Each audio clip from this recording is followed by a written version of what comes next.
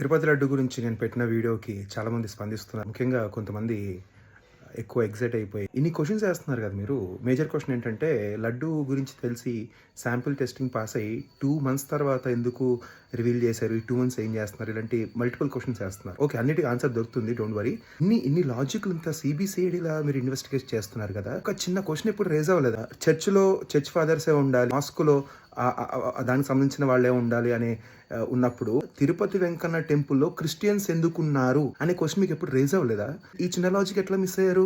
Christians under లో churches ఉన్నాయి, Muslims under లో మాస్క్స్ ఉన్నాయి. మరి ఎందుకు ఈ టెంపుల్స్ మాత్రమే గవర్నమెంట్ చేతులు ఎందుకు ఉంది? ఆ ఫండింగ్ గవర్నమెంట్ ఎందుకు తీసుకుంటుంది? తిరుపతికి వచ్చే డబ్బులు తీసుకొచ్చి ఫ్లేవర్ ఎందుకు కట్టించింది? ఆ ఫ్లేవర్ పైన అన్ని మతాల వాళ్ళు తిరుగుతున్నారు కదా.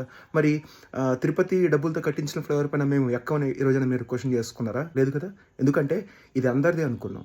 క్రిస్టియన్స్ అయినా మన వాళ్ళే, ముస్లిమ్స్ అయినా మన వాళ్ళే, హిందూస్ అయినా మన వాళ్ళే అని మనం అనుకుని బతుకుతున్నాం. ఎప్పుడైతే ఇలాంటి చండాలం ఒకటి వస్తుందో అప్పుడు అందరం ఒకటై సపోర్ట్ చేస్తారో ఆ రోజు నాయకులు భయపడతారు. ఇక్కడ క్రిస్టియన్, ముస్లిం, హిందూ అని కాదు, మనందరం మనుషులు. ఇంకో క్వశ్చన్ రేస్ చేస్తారు.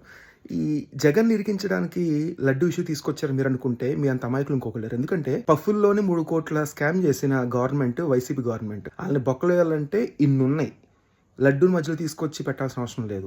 అది మీకు కూడా తెలుసు. క్రిస్టియన్ లేకపోతే నేను ఇది అని కాకుండా ఆ సరౌండరింగ్ నుంచి బయటకు వచ్చి థింక్ చేయండి ఒకసారి. ఇది హిందూయిజం గురించి మాట్లాడుతున్నాను, భారతదేశం గురించి మాట్లాడుతున్నాను. భారతదేశంలో అన్ని మతాలు ఉన్నాయి. ఏ మతానికి డ్యామేజ్ అయినా బొక్కడేది మనకే.